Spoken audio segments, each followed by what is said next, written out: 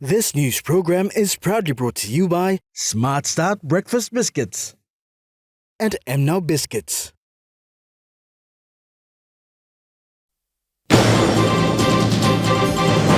Late Sir Rabi Namalu to be laid to rest at Independence Hill in Port Moresby. Police in Daru yet to conduct investigations into the recent killing. And police report quiet Easter in some parts of the country.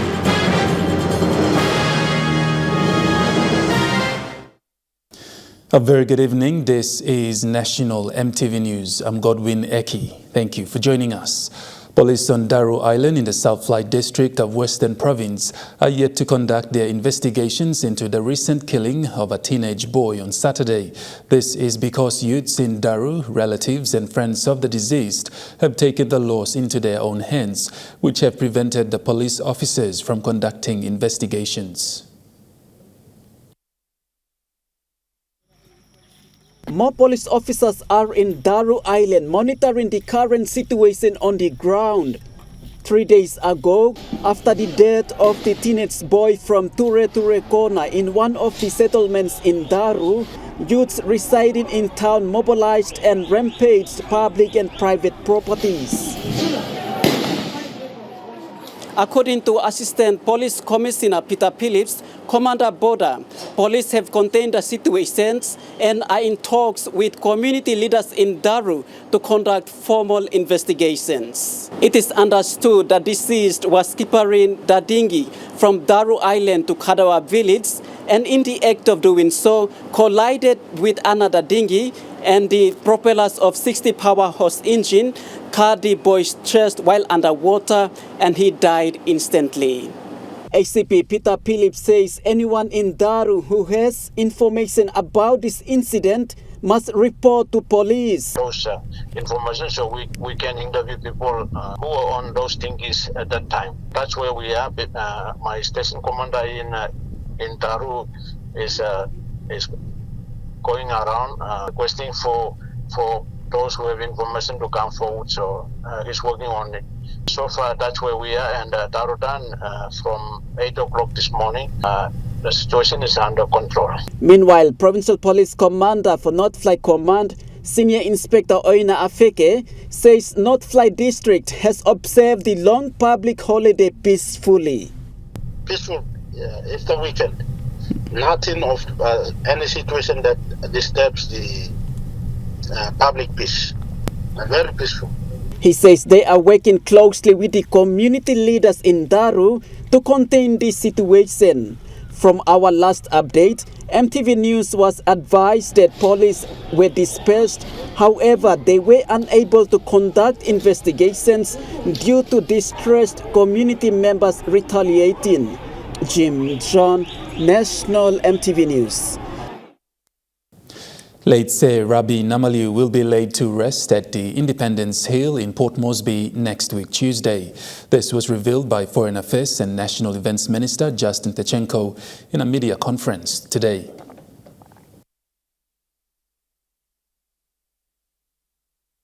The official state funeral program for the late Sir Rabi Namalu will begin this Thursday when he will be flown from Port Moresby back to his home province in East New Britain for a public funeral service which will be held at Tikalabong Oval.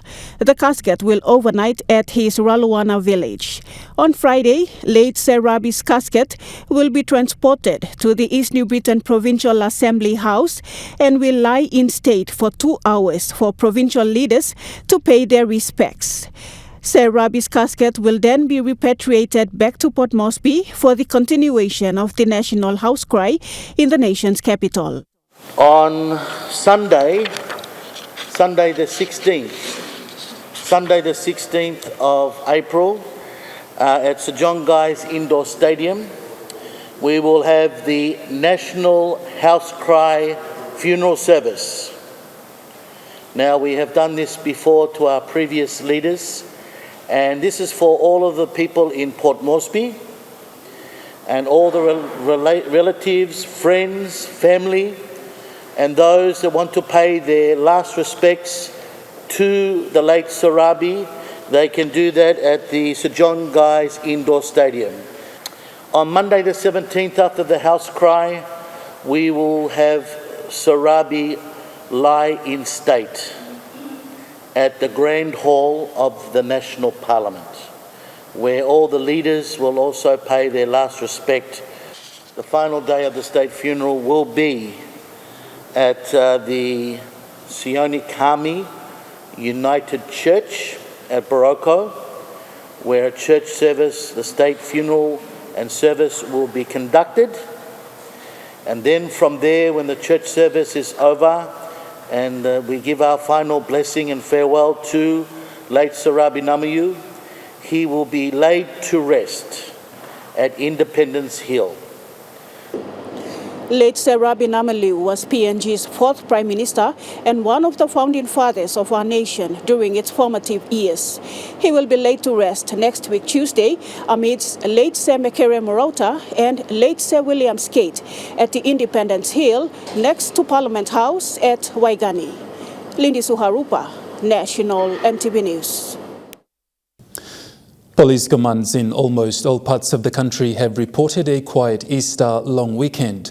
Although there were some reports of killings and trouble in certain parts of the country, most provinces reported a relatively quiet Easter period. Easter long weekend in almost all regional policing commands in the country was observed quietly. Although there was a reported retaliation incident that occurred in Yanguru over a death a month ago, police were able to calm the situation and apprehend suspects involved. The police boss in the East Sepik province provided a brief update on the Easter operations to EMTV News this morning. For us, general policing, and in terms of my troops, the morale is slowly picking up. We're getting into the momentum of providing that conducive policing service to our people. Provincial government giving its priority to law and order. We are slowly getting there. It's slowly but surely we'll get there. It was the same in the Enga province as Enga's provincial police commander, Chief Inspector George Kakas, told this newsroom via telephone that his men were deployed to hotspot areas within the province to monitor people's movement. He further thanked the general public in the province for observing a quiet Easter. The New Island province also reported a quiet Easter long weekend, as alluded to by the Provincial Police Commander New Island, Superintendent Albert Belly, via phone today. It was quite. I think everyone for, but recent weekend is the advance awareness and advocacy that was made prior to the festive season, the Good Friday and Easter, Saturday, Sunday, and Monday. So I think everybody for that. I think that's showing signs of people becoming matured in the sense of doing the right thing. Other provinces, including Manus and NCD, also reported a quiet and peaceful Easter long weekend. The general public throughout the country are encouraged to maintain peace and good order as the nation progresses into the rest of this year. Lindy Suharupa, National EMTV News. National EMTV News continues after the break. Stay with us.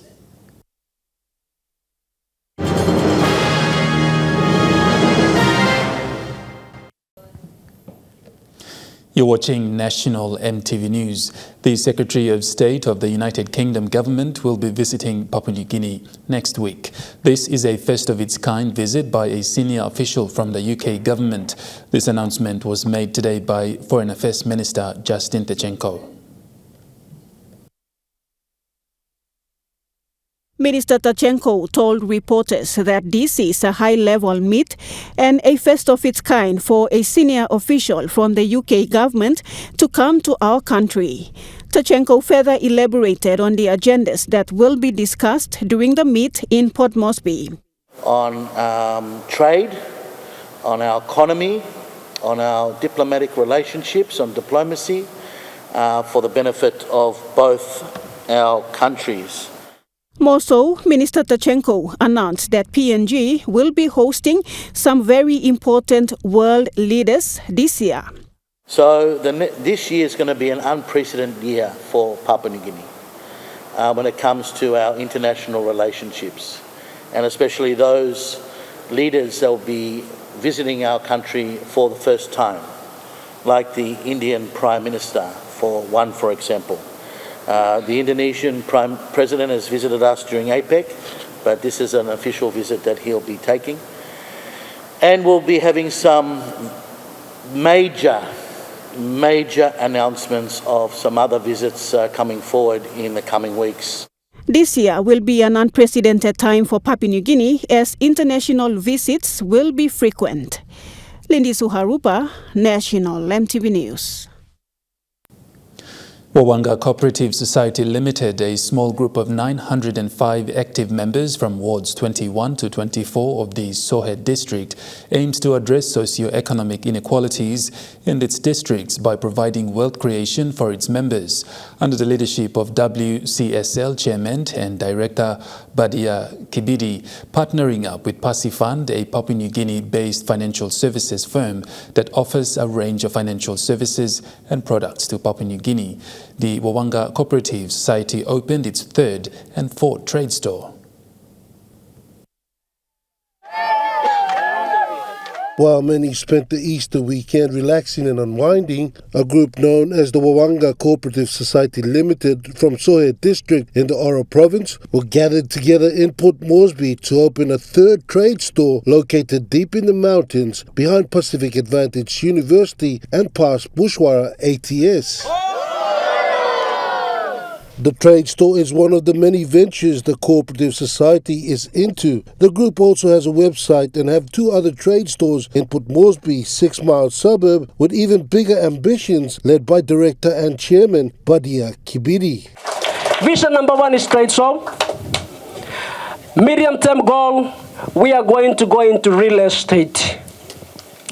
When we have the money from the trade store, we are going to go into real estate. The Cooperative Society Chairman has partnered with Pasifund and gone under the Best Fund program of Pasifund with leader, trainer and head of enterprise development Peter Piawu, encouraging the people to work together for the good of business development. Doors of opportunities is taplo agriculture sector.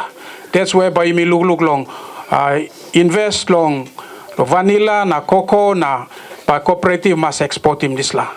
And then cooperative must look long downstream processing and focus block government. Guest of honor and Pasifund CEO Des Janinen was amazed at the growth of WCSL under the stewardship of their chairman, and he encouraged the people to work together and take ownership of the trade store. You will like walk him house, the cooperative society by helping you will buy him kappa, buy him diwa and you will walk him house. These are all things that can be done as long as we all work together and support this society and grow it. The WCSL Cooperative Society Limited has plans to ultimately venture into vanilla and gold export and downstream processing of oil palm products. However, their medium-term plan is to open up 7 more shops this year and another 10 in 2024. Rocky Iso, National EMTV News. The people of Kairiru and Mahu Island in East Sepik Province have successfully launched their Coconut Cooperative Society.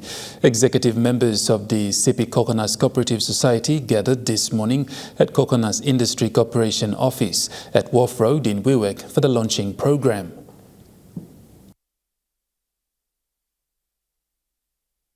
Speaking at the small gathering, Sepik Coconut Cooperative Society Treasurer Paul Sohau acknowledged Coconut Industry Corporation Extension Officer Alan Wawa for welcoming the partnership between the people of Kairiru and Mushu and his office. Sohau also thanked their consultant Jeffrey Baltazar for assisting them with fast-tracking the registration of the cooperative and acquiring their IPA certificate. Baltazar says he will continue to provide assistance to his people under this cooperative, making sure they achieve their aims and goals of bringing in small-scale downstream processing of VCOs close to them on the islands. Senior Coconut Development Officer Harold Joseph spoke to the SKCS executives via phone conference, saying he is pleased with the efforts the local coconut growers are putting into growing their SMEs in value-added products sectors and also reviving the copra industry in East Sepik province. Alan Wawa says he is happy with the approach in which the people of Kairiru and Mushu Islands have taken into registering their cooperative society and is looking forward to signing an MOU with them in the coming months. Wawa said so far a total of 6 registered coconut entities have been fully engaged and working with KIK, and he is expecting more cooperatives to join before midterm.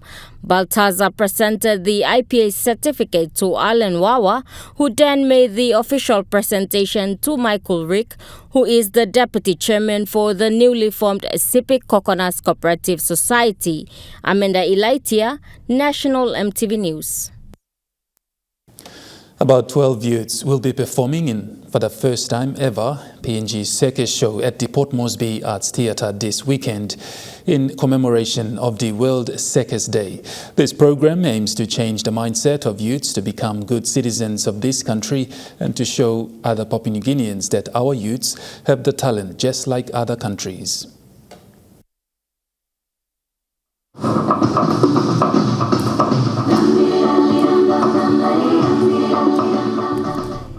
PNG Circus is the first circus team and social circus mooted by the Active City Development Program, a program under NCDC dedicated to empowering and transforming youth through using the power of physical activities and arts.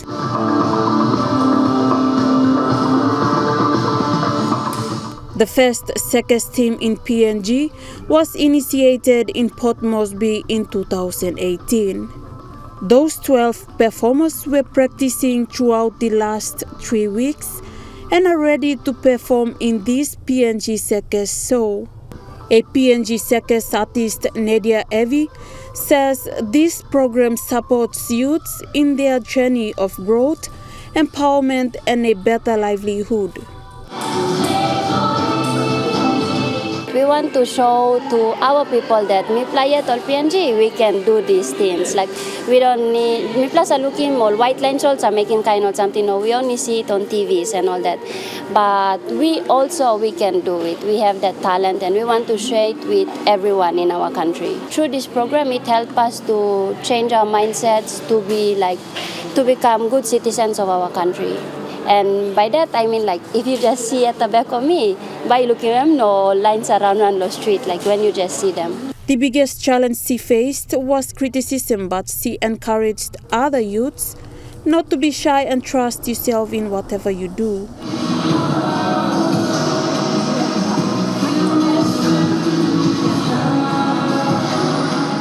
Since I'm a girl, first when I joined, all man sa talk no gad bayad lo make him something lo all man sol ba make him like they always discriminate the girls and all that. But I took it as a challenge. I challenged myself and I said, suppose you all man can make him, why don't I try to do it? So also my family, they like at first they didn't support me, but after seeing me on TV, newspapers and magazines, like they came to their senses that okay, this is something good for her, we should support her. To all the girls and boys out there in the streets, first of all, don't be shy. If someone tells you that you cannot do it, just try your best to do it. Don't listen to them, but trust in yourself that you can do it. She says they are planning to carry out similar programs in other provinces as well. They have already started with 5 provinces in the country. Esther Gane, National MTV News. In New Guinea's recent dangerous goods training was conducted for the first time. Competency-based training and assessment methods are required by International Civil Aviation Organization and International Air Transport Association. 16 participants from Puma Energy, ExxonMobil, DHL, Pentagon Freight Services, High Lift and Octedi Mining Limited were the first batch to use competency-based training and assessment procedures, which is a new mandated method of conducting and assessing dangerous goods training by International Civil Aviation Organization and International Air Transport Association. Air Niugini's non-technical training instructor, Martin Togano, said since the training was conducted using competency-based training and assessments method, the participants will receive certificates with International Air Transport Association co-branding.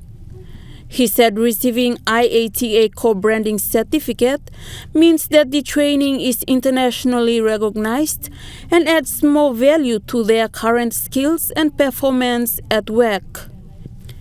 Air Niugini is the only organization in the country offering dangerous goods training to external clients under the airline's Part 141 training organization and issues certificates and licenses under Civil Aviation Safety Authority, Civil Aviation Rule Part 92.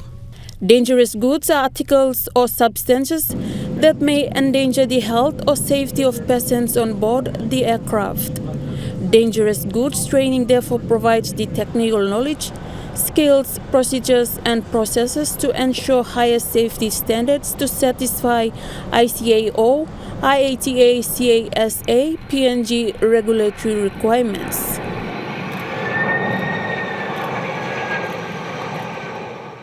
Mr. Tugano said transporting dangerous goods by air is more restricted due to its change in pressure, temperature, and vibration during transport, and therefore personnel shipping dangerous goods by air must know the international and national government regulations for safety transport.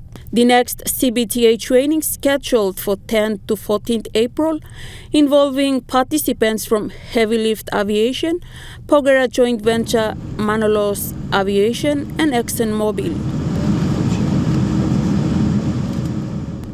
Esther Gane, National EMTV News. And now looking at the Nest Fund market report, the Kina closed unchanged at $0.2840 US dollars in the interbank market.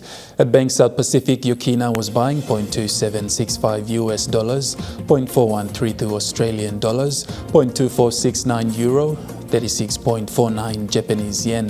Looking at commodity prices at New York closed, gold is trading higher, coffee closed lower, cocoa closed lower, copra closed lower, palm oil closed lower, crude oil is trading higher, and copper closed higher. On the stock market, the Dow Jones closed higher, the ASX 200 is trading higher, and the All Ordinaries is trading higher. National EMTV News continues after the break. Stay with us.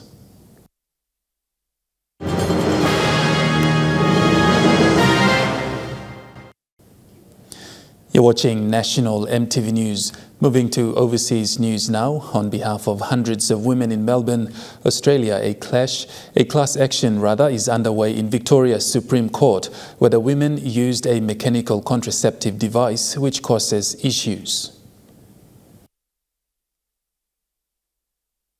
After 4 kids, Leanne Daffy decided it was time for permanent contraception.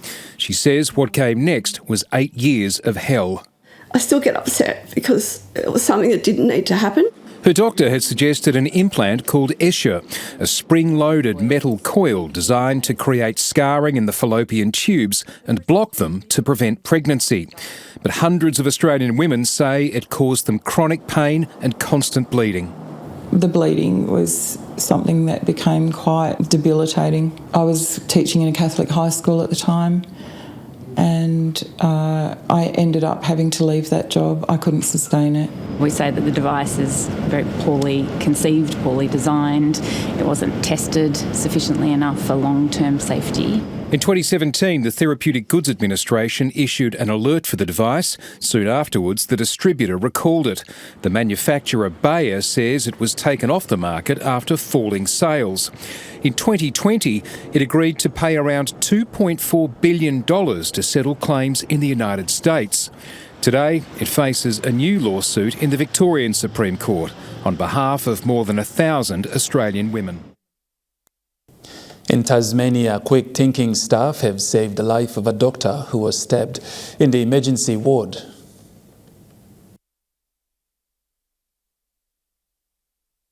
The incident happened here at the Northwest Regional on Sunday afternoon. It was described as extremely traumatic and very distressing. What we know is that around 4:30, police were called here to what they said was a wounding incident. They knew that a medical professional had been seriously injured.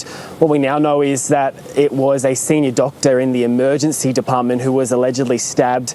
A short time later, a person was taken into custody over this incident, but certainly it sounded like a very dramatic and unfolding situation in the emergency department. The doctor's colleagues went in to help and have been credited for saving his life. He was taken by helicopter to the Royal Hobart Hospital, where he remains this morning. He is now in a stable condition, and it's hoped that he'll be able to recover from this incident. Russia is claiming its forces now control more than 75% of the siege Ukrainian city of Bakhmut.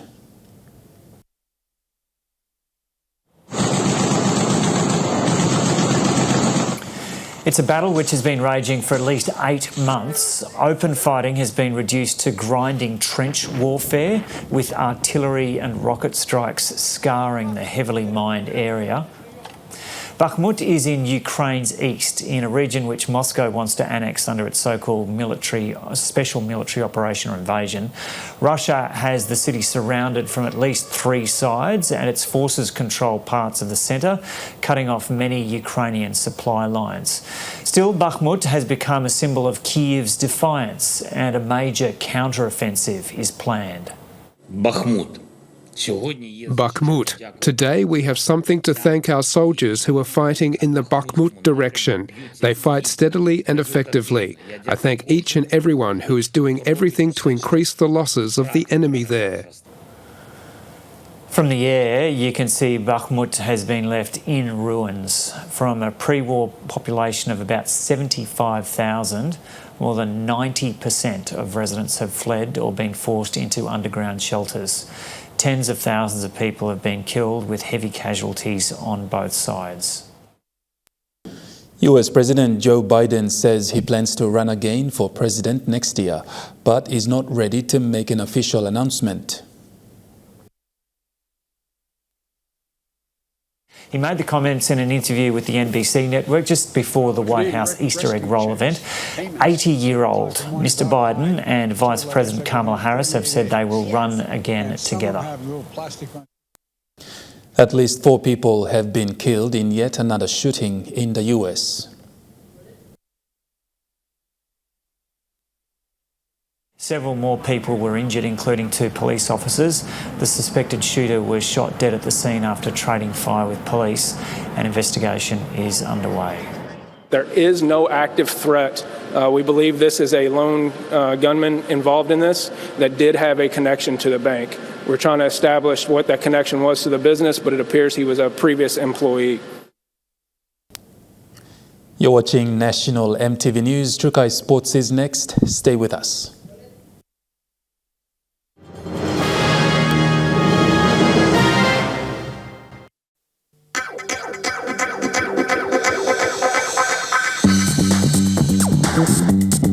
Trukai Sports.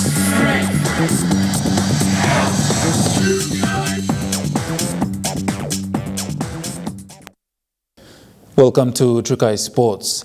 As the women's pool witnessed the crowning of its new champions, as was the case for the men's pool, where the Husano Suro claimed the victory over their opponents, the EMK City Rangers, by only 5 points difference in the National Souths Basketball League tournament competed last night.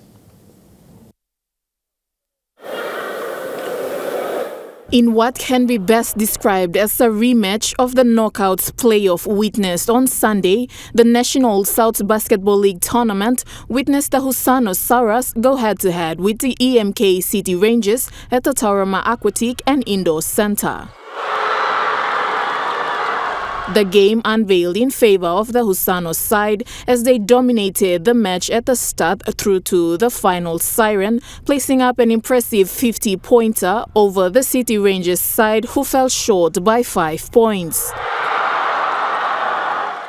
First-time team manager of the Husano side, John Fred, was delighted of their inaugural premiership and dedicated it to teamwork and commitment. It's a milestone achievement. It's something that I won't forget easily. Being a first-time coach and winning one of the strongest tournaments in the country is something that I won't forget in my life.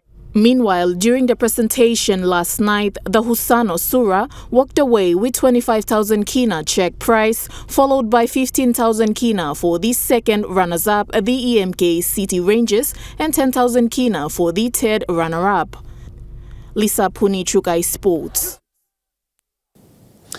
Last night witnessed the crowning of an underdog team that has been vying in the National Souths Basketball League tournament, the Giru Hagen Souths at Tarama Aquatic and Indoor Center. The joy and excitement of having been crowned for the very first time was felt from the crowd to the team when the final buzzer rang to declare the Giru Hagen Souths as the crown queens 2023 in the tournament. They defeated the reigning queens, the Kutubu Lakers, 38 points to 35.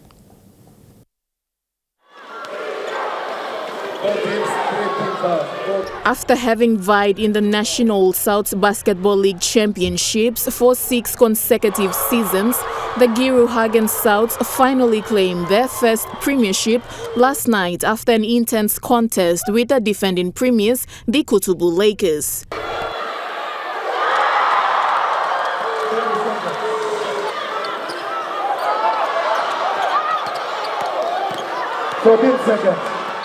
Team manager of the Giru Hagen Souths, Anita Yawari, expressed her gratitude following their win last night. It has been a very tough competition, and we've taken part for the last 6 years. We struggled. We really struggled. We went to Lay, Goroka, Mosby, but this year, after 6 years of struggling, we finally made it to the grand finals, and we are so excited.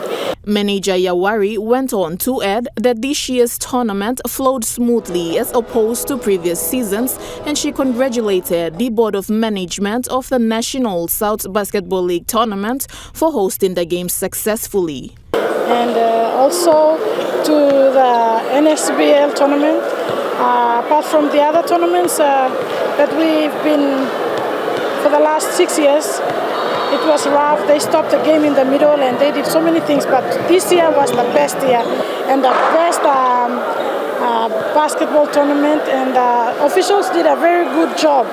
And we finished on time starting Friday and finished on Monday. So it was the best year. Lisa Puni, Chukai Sports. Number One Trophy House Limited has presented a cheque of 30,000 kina to the Public Servants Netball Association, a netball association team in Port Moresby, today at the Trophy House headquarters in Port Moresby. Since the establishment of this netball association in Port Moresby, no sponsorship has assisted them in cash or kind to sustain them financially in their code of sport. Promising signs for them has been fulfilled when a first-time sponsorship of 30,000 kina has been made, none other than the Number One Trophy House Limited. President for the Public Servants Netball Association, Maria Laka, gave her acknowledgement. Our association, when it was established in 1989, we have been surviving on our affiliation, our member registration, and also our gate takings, and so much we wanted to do for the association. It never eventuated because we lacked this kind of sponsorship, and so I'd like to give you our acknowledgement and our appreciation. Number One Trophy House, under their corporate social responsibility, has presented the cheque to kindly assist the team. We, like PSNA, we believe strongly in the values of having fun, camaraderie, friendship, and healthy living while having fun, and not only for the players but for the spectators as well and their families attending the events. Grace Papiali, Trukai Sports. Trukai Sports continues after the break. Stay with us.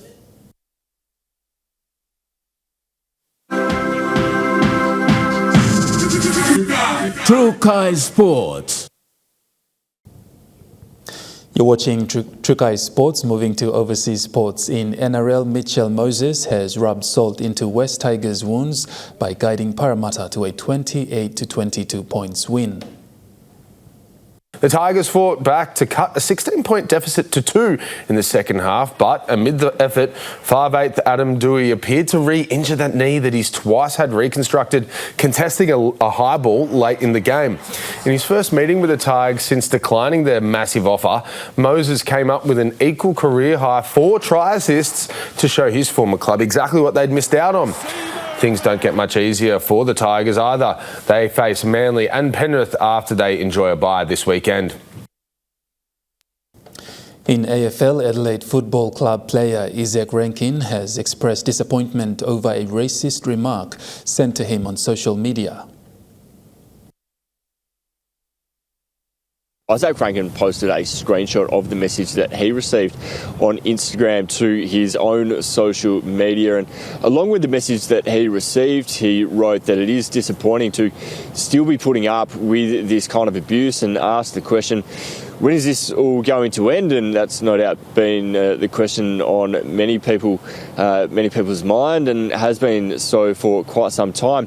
There has been a lot of support for Isaac Rankin. A lot of teammates and players are reaching out on their own social media accounts and calling out that racism and that vile behaviour that Isaac Rankin is experiencing, which is also all too common in the AFL. The message was sent about 2 p.m. on Saturday. That was while the Crows were playing the Fremantle Dockers here at Adelaide Oval. The message was sent from an account with no photo or no name attached to it, and the handle or the name of that account is actually abusing another player in the AFL as well. The Crows did release a statement saying that they strongly condemn the hurtful and racism remarks, and that there is no place for racism in the AFL and in the general community. The CEO of the Crows, Tim Silvers, says that the club will be supporting Isaac Rankin and his family, and also that they've reached out to the AFL Integrity Unit, and the Crows will be doing all they can to provide as much education as possible. This is no doubt not only going to be affecting Isaac Rankin and his family, but the entire Aboriginal and Torres Strait Islanders community right around Australia. Half centuries from Vera Chloe and Glenn Maxwell weren't enough to bring world challengers Bangalore home to victory in the Indian Premier League. Faf du Plessis made 79 not out from 46 deliveries, including 5 fours and 5 sixes to help the challengers to their 212-run total. In response, Marcus Stoinis and Nicholas Puran both made high-octane half-centuries, making 65 and 62 respectively to help them chase down the total with the last delivery. Puran was named player of the match, making his 62 from just 19 deliveries at a strike rate of 326. Some brilliant batting going on over there in the Indian Premier League.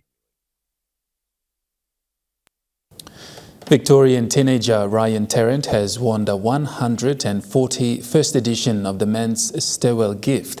The 18-year-old flashed across the finish line in a time of 12.23 seconds finish.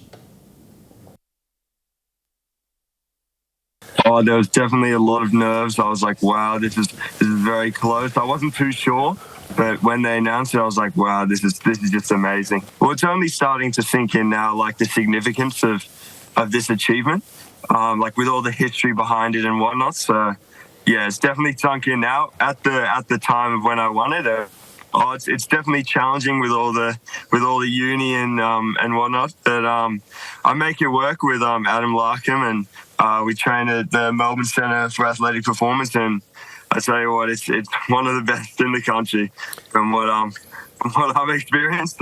Yeah, definitely. It's not too hard to juggle at the end of the day if you just manage your time well. And well, for me, the domestic season's over now, and hopefully I got some races internationally in Germany and in England. So those will be the next ones to look forward to. But yeah, domestic season's come to a close now. And that ends Trukai Sports. The Money Plus weather report is next. Stay with us. Trukai Sports.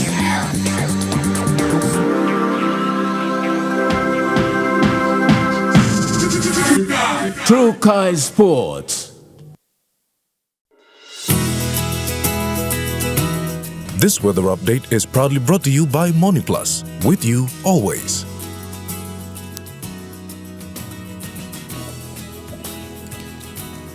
Weather forecast for the next 24 hours. Southern region. Port Moresby, showers and thunderstorm this evening, easing to mostly fine. Daru and Kerema, few showers with possible thunderstorms this evening, easing to mostly fine. Alatau, showers and thunderstorm this evening, easing as well to mostly fine tonight. Popondetta, partly cloudy with frequent showers and thunderstorm this afternoon. In the Momase region, Ley, cloudy with occasional showers and possible thunderstorm. Medang, Wewak and Vanimo, cloudy with periods of rain and thunderstorm tonight. In the New Guinea Islands region, Lorengau and Kavieng, cloudy with periods of rain and thunderstorm tonight. Kokopo, Rabaul and Kimbe, cloudy with occasional showers becoming frequent with thunderstorm tonight. Buka, partly cloudy with few showers becoming mostly fine tonight. And in the Highlands region, all centers, periods of thundery rain this afternoon, easing towards morning.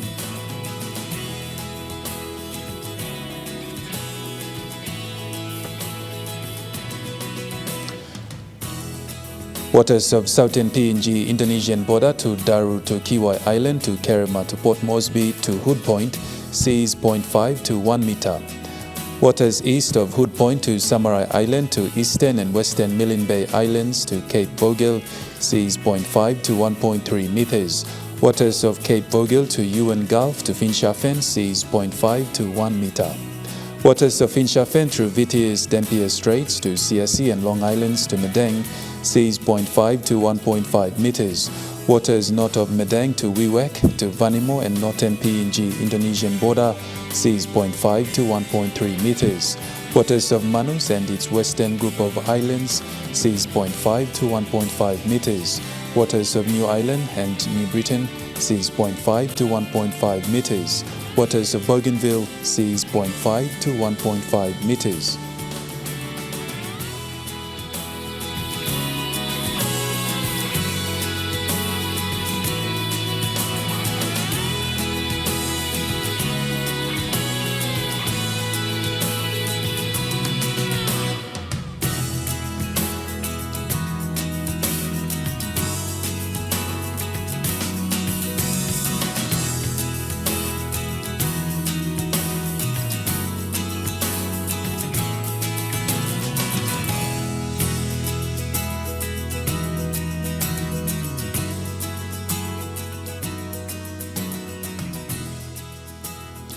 And looking at the ocean forecast, Coral Sea sees slight easterly winds of 10 to 15 knots. Solomon Sea sees smooth to slight northeast to southeast winds of 5 to 15 knots. Bismarck Sea sees slight northeast to southeast winds of 10 to 15 knots. And Pacific Ocean sees moderate northwest winds of 10 to 20 knots.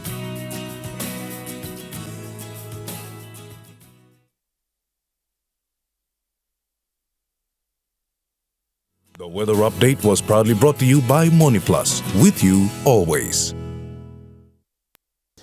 And that wraps up the news, sports and weather for Tuesday, the 11th of April, 2023. From the entire news team, pleasant viewing. Bye for now.